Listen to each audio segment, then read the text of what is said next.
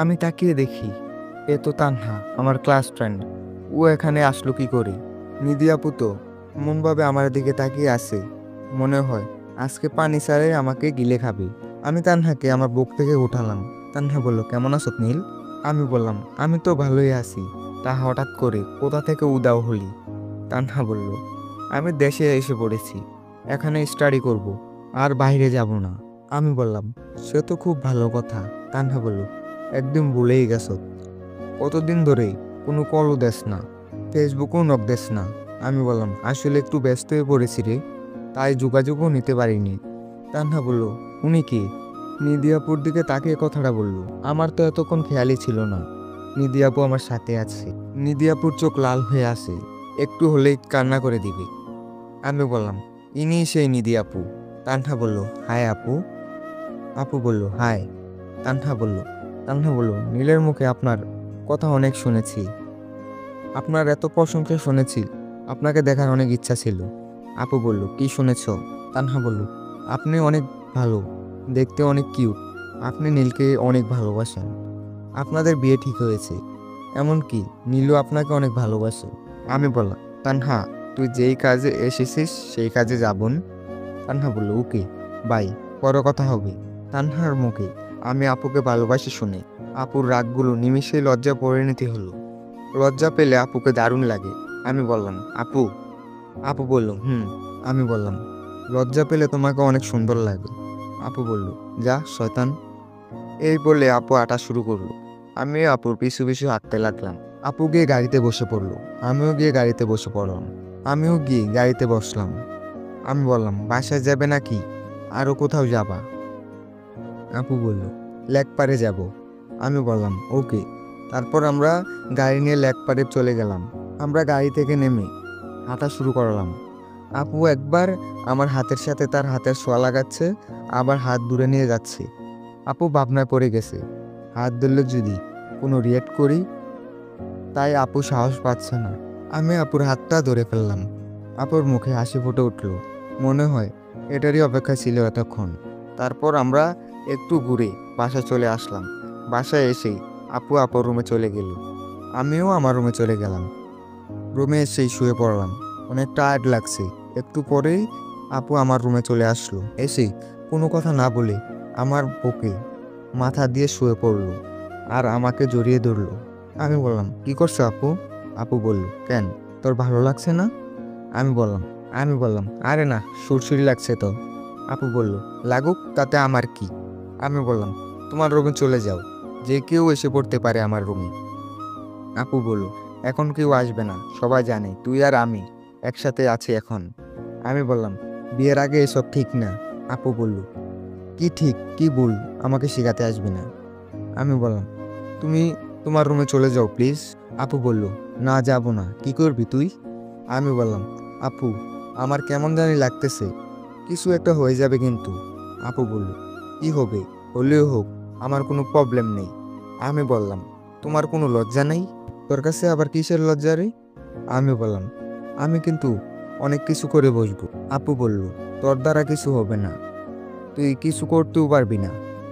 এই কথা শুনে আমি আপুকে আমার নিচে ফেলে দিলাম। তারপর আমি আপুর উপরে শুয়ে পড়লাম। আপু আমার মুখের দিকে হা করে তাকিয়ে আছে। আমি সাথে সাথেই 4 ঠোঁট এক করে দিলাম। আমি আপুকে অনেকক্ষণ কিস করলাম। আপুর অবস্থা অনেক খারাপ হয়ে গেছে, নিঃশ্বাস ঘন ঘন আসতেছে, তাই আমি আপুকে ছেড়ে দিলাম। আমি হাঁপাচ্ছি, আপুও হাঁপাচ্ছে। আপু বলল, কি হলো, ছাড়লি কেন? আমি বললাম, বিয়ের আগে আর কিছু করা পসিবল না। আপু বলল, কি হবে? আমি বললাম, প্লিজ আপু, জোর করো না আমাকে। আপু বলল, নীল, আমার কাছে আয়, কিছু হবে না। এই বলে আপু আমাকে জড়িয়ে ধরলো। আমি আর নিজেকে কন্ট্রোল রাখতে পারলাম না, ঠাস করে আপুর গালে একটা লাগিয়ে দিলাম।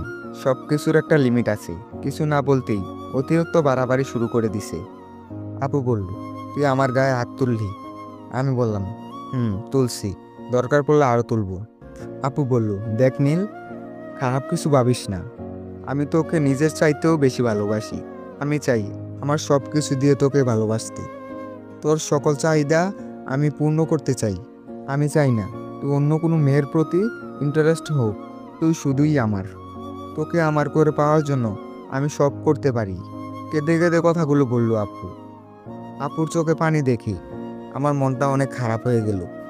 থাপ্পড়টা না দিলেও পারতাম। কিসের জন্য? নিজের রাগকে কন্ট্রোল করতে পারি না আমি? তারপর আমি আপুকে জড়িয়ে ধরলাম। নিধি আপুও আমাকে অনেক শক্ত করে জড়িয়ে ধরলো। আমি বললাম, দেখো, আমি এমন কোনো কাজ করতে চাই না যেটা করলে তোমার প্রতি আমার ইন্টারেস্ট কমে যাবে। আর বিয়ের আগে এসব ফিজিক্যালি রিলেশন হবে, তোমার প্রতি থেকে আমার মন উঠে যাবে। আর রিয়েল ভালোবাসায় এসব কখনো হয় না। নিধি বলল, কিন্তু আমার যে ভয় হয়। আমি বললাম, কিসের ভয়? নিধি বলল, তুই যদি আমাকে ভুলে যাস। আমি বললাম, আরে পাগলি, আমি তোমাকে ভুলবো কেন? নিধি বলল, সত্যিই তো? আমি বললাম, এটাই বুঝি না, কলেজে সেই সুন্দরী মেয়ে হলো তুমি যে আমার মাঝে কি পাইছো সেটাই একমাত্র তুমিই জানো। নিধি বলল, এত কিছু তোর জানতে হবে না, তুই শুধু কথা দে, মৃত্যুর আগ পর্যন্ত তুই আমার সাথেই থাকবি। আমি বললাম, ওকে, কথা দিলাম।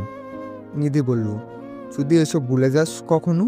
আমি বললাম, তোমার মতো এত সুন্দরী মেয়েকে কি কেউ ভুলতে পারে? তুমিই বলো। নিধি বলল, না, তোকে বিশ্বাস করি না। তোর পিছে আমার চাইতে আরো সুন্দরী মেয়ে লাইন দিয়ে আছে। যদি কখনো তাদের আশেপাশে দেখি তোকে, তাহলে তোর খবর আছে। আমি বললাম, ওকে, ডিনার করবে না? নিধি বলল, তোর থাপ্পড় খেয়ে আমার পেট ভরে গেছে, খাইতে হলে অন্য কিছু খাওয়া। আমি বললাম, অন্য কিছু কি? নিধি বলল, একটা মিষ্টি জাতির কিছু। আমি বললাম, ওকে, কালকে ভার্সিটি যাওয়ার সময় খাওয়াবো। নিধি বলল, কুত্তা, কিছু বুঝিস না নাকি? মিষ্টি তো তোর কাছে আছে। আমি বললাম, আজব, আমি কি মিষ্টি বানাই নাকি যে আমার কাছে থাকবে? নিধি বলল, দাঁড়া, দেখাচ্ছি মজা। এই বলে আপু আমার ঠোঁটের সাথে আপুর ঠোঁট মিলিয়ে দিল, ছোট করে একটা কিস করলো। আমি বললাম, বিয়ের পর আর কিছুই খেতে হবে না। নিধি বলল, কেন? আমি বললাম, আমার আদর খেলেই তোমার পেট ভরে যাবে। নিধি বলল, আমারই ভালো, রান্না করতে হবে না। আমি বললাম, এখন চলো, ডিনার করতে হবে। নিধি বলল, তুমি যাবে না? আমি বললাম, চলো। তারপর আমি নিচে চলে গেলাম। নিধি আপু বলল, তুই যা, আমি আসতেছি। এই বলে আপু আপুর রুমে চলে গেল। আমি নিচে চলে গেলাম। দেখি আব্বু আর বড় আব্বু অফিস থেকে এসেছে। এসেই দুজন খবর দেখছে টিভিতে। বড় আব্বু বলল, নীল, এদিকে আসো। আমি বললাম, বড় আব্বু বলল, আজকাল তো তোমার কোনো খোঁজ পাওয়া যায় না, মাঝে মাঝে তো একটু অফিসেও যেতে পারো। আমি আর তোমার আব্বু কতদিন সামলাবো? আমি বললাম, বড় আব্বু, আগে পড়াশোনা শেষ হোক। আব্বু বলল, পড়াশোনার পাশাপাশি একটু ব্যবসাতেও হাত লাগাবা। আমি বললাম, ওকে, সময় পেলে অফিসে যাব। আব্বু বলল, আমার মামুনি কোথায়? আমি বললাম, মহারানী কোথায় আমি কি করে বলবো? আব্বু বলল, ও তাই নাকি? আজকে নাকি ব্যথা পেয়েছে। আমি বললাম, একটু। বড় আব্বু বলল, কি করে ব্যথা পেল? কি বলবো খুঁজে পাচ্ছি না। যদি আব্বু শুনে আমার জন্য ব্যথা পেয়েছে, তাহলে আজকে আর আস্ত রাখবে না আমাকে। তখনই নিধি আপু এসে বলল, হুজুটকে পড়ে গেছিলাম আব্বু। আব্বু বলল, একটু দেখে চলাফেরা করতে তো পারো মামুনি। নিধি বলল, সরি ছোট আব্বু, এমন আর হবে না। তখনই বড় আম্মু সবাইকে খেতে ডাকলো। আমি বড় আব্বু, আব্বু, নিধি, ছোট আম্মু টেবিলে বসলাম। বড় আম্মু খাবার বেড়ে দিতে লাগলো। তারপর আমরা খাবার খেতে লাগলাম। আমরা টুকটাক কথা বলছি আর খাবার খাচ্ছি। তখনই আম্মু বলল, নিধি, তোমার পায়ে এটা কিসের দাগ? নিধি বলল, কই, কিছু না তো ছোট আম্মু। আম্মু বলল, হাতের আঙ্গুলের দাগ মনে হচ্ছে। নিধি বলল, আসলে হয়েছে কি? আম্মু বলল, নীল মেরেছে, তাই না? নীল, তুই ওর গায়ে হাত তুললি কেন? আমি বললাম, আম্মু হয়েছে কি? নিধি বললি, ছোট আম্মু প্লিজ থামো, আমার জামাই আমাকে শাসন করছে, এতে প্রবলেম কি? এই কথা শুনি আমার গলায় খাবার আটকে গেল। আমি কাশতে লাগলাম। বড় আম্মু আমাকে পানি খাইয়ে দিল। তারপর আমি স্বাভাবিক হলাম। এই মেয়েটার মধ্যে কি আল্লাহ একটু লজ্জা শরম দেয় নাই নাকি? নিধি আপুর কথা শুনি সবাই হা করে তাকিয়ে আছে, আর কেউ কিছু বলছে না। আমি শুধু হালকা খেয়ে রুমে চলে আসলাম আর ভাবতে লাগলাম, এই পাগলিটাকে পাবনা নিয়ে রেখে আসতে হবে। এসব ভাবতে ভাবতে ঘুমিয়ে পড়লাম। সকালে নিধি আপু এসে আমাকে ডেকে তুলল। আমি বললাম, এখন কয়টা বাজে, ডাকতেছো কেন? নিধি বলল, ভার্সিটিতে যেতে হবে না মনে হয়। আমি বললাম, সময় হয়েছে? নিধি বলল, প্রায় 9টা বাজে। আমি বললাম, এতক্ষণে কি বললো? আরও আগে ডাক দিবে না?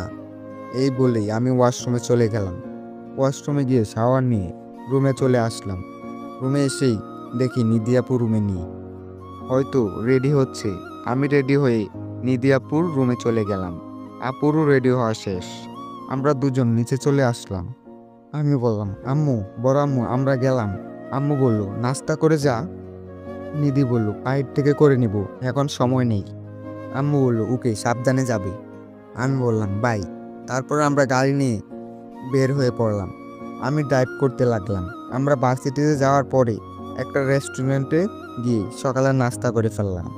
তারপর আমরা ভার্সিটিতে চলে গেলাম। ভার্সিটিতে গিয়ে আমি গাড়ি পার্ক করতে লাগলাম। আমরা গাড়ি থেকে নেমে পড়লাম। নিধি আপু বলল, কোনো মেয়ে আশেপাশে জানি না দেখি। আমি বললাম, নিধি আপু বলল, যা, ক্লাসে যা। আমি বললাম, তুমি আগে যাও। তারপর নিধি আপু ক্লাসে যেতে লাগলো। আমিও আপুর পিছু পিছু যেতে লাগলাম। আপু পড়ি অনার্স 3য় বর্ষে আর আমি প্রথম বর্ষে।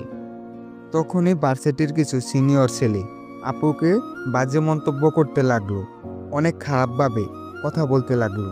আপু কিছু না বলি ক্লাসে চলে গেল। নিধি আপু লড়াই ঝগড়া এসব একদম পছন্দ করে না। আমি জয়দেরকে আসতে বললাম, ওরা আসলো। আমি আমার গাড়ি থেকে একটা রডের খণ্ড নিয়ে আসলাম। নিজের সেফটির জন্য সবসময় এটা আমার সাথেই থাকে। আমরা গিয়ে ছেলেগুলোর সামনে দাঁড়ালাম।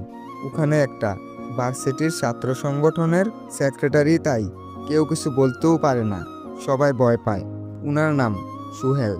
সুহেল বলল, কি হলো, সামনে দাঁড়ালি কেন? আমি বললাম, নিধি আপু, কি বলছিস তুই? সুহেল বলল, এটা সিনিয়রদের ব্যাপার, তুই বুঝবি না। এই কথা বলার সাথে সাথেই আমি রড দিয়ে ওর মাথায় একটা আঘাত করলাম। মাথা আঘাত করতেই মাথা থেকে ছিটকে রক্ত পড়তে শুরু করলো। সুহেল মাথা ধরে বসে পড়ল। এটা দেখে ওর সাথের দুজন ফ্রেন্ড ছিল, ওরা এগিয়ে আসলো। ওদের দুজন ফ্রেন্ডকেও। তারপর সুহেলকে আমি কলার ধরে দাঁড়া করালাম। আমি বললাম, কি বলছিলি, আমি ছোট তাই না? সুহেল বলল, দেখ, আমার সাথে কাজটা ঠিক করতেছিস না, পরে কিন্তু অনেক পস্তাবি। আমি বললাম, পরেরটা কখনো আগে ভাবে না এই নীল। সুহেল বলল, তুই ভাবতেও পারবি না কি অবস্থা করব তোর। এ কথা বলতেই লাথি মেরে সুহেলকে ফেলে দিলাম। ততক্ষণে ভার্সিটির অনেক স্টুডেন্ট আমাদের কাহিনী দেখতে লাগলো। আমি বলতে শুরু করলাম, সিনিয়র দেখি তোদের মতো রূপী জানোয়ারদের সম্মান করি, না হলে তোর মতো ছেলেদের ব্যবস্থা নেওয়ার জন্য আমার বাবা হাতের খেলা। তুই কি হয়েছিস? তোর মতো বড় বড় পাপীরা এই ফারহানকে দেখি সবসময় বাপ ডাকে, খোঁজ নিয়ে দেখিস।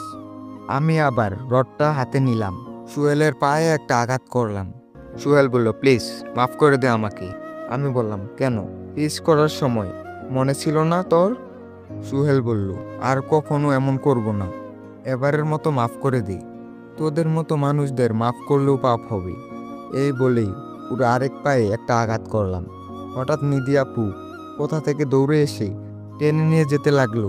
আমি আপুর হাত ছাড়িয়ে নিলাম। আবার গিয়ে সুহেলের বুকে একটা লাথি মারলাম পরিস্থিতি স্বাভাবিক করার জন্য। আপু এসে আমাকে জড়িয়ে ধরল। আপুর ছোঁয়া পেয়ে আমার সব রাগ উদাও হয়ে গেল। কলেজের সবাই তো অবাক হয়ে তাকিয়ে আছে, সিনিয়র মেয়ে জুনিয়র ছেলেকে এভাবে জড়িয়ে ধরে আছে। গ্যাঞ্জামের কথা শুনে কলেজের বিপি আসলো। কলেজের বিপি হলো জয়ের বড় ভাই, উনার নাম রায়হান। সুহেল গিয়ে রায়হান ভাইকে অনেক ভুলভাল বোঝাতে লাগলো। আমি হাসতে শুরু করলাম। রায়হান কোনো কথা না বলেই ডিরেক্ট আমার সামনে আসলো। রায়হান ভাই বলল, কি হয়েছে নীল? আমি বললাম, ভাই, ও নিধি আপুকে টিজ করছে। রায়হান বলল, ওকে তোমরা যাও, আমি সব সামলে নিব। আমি বললাম, ধন্যবাদ ভাই। তারপর রায়হান ভাই সোহেলকে কিছুক্ষণ কেলানি দিল। নিধি আপু আমাকে নিয়ে ক্যান্টিনে চলে আসলো। আমাদের সাথে জয়, রানা, রাজু আর নিধি আপুর কিছু বান্ধবী আসলো। আমরা গিয়ে একটা টেবিলে বসলাম।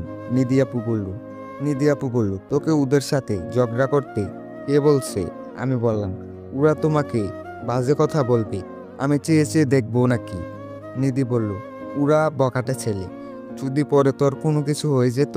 আমি বললাম, দেখো আপু, তুমি ভালো করেই জানো আমার সামনে ওরা কিছুই না, শুধু তোমাকে কথা দিয়েছি বলে গ্যাঞ্জাম করি না। নিধি বলল, না, তোর এসব পড়তে হবে না, তোর কিছু হলেই বাঁচতে পারবো না আমি। আমি বললাম, হুম। নিধি বলল, যা, ক্লাসে যা এখন। আমি বললাম, তুমি যাও, আমি একটু পরে যাব। নিধি বলল, ওকে। আপু ক্লাসে চলে গেল, আমরা ক্যাম্পাসে চলে গেলাম। এভাবে খুনসুটিতে কেটে গেল 2 মাস। ভালোই লাগছিল।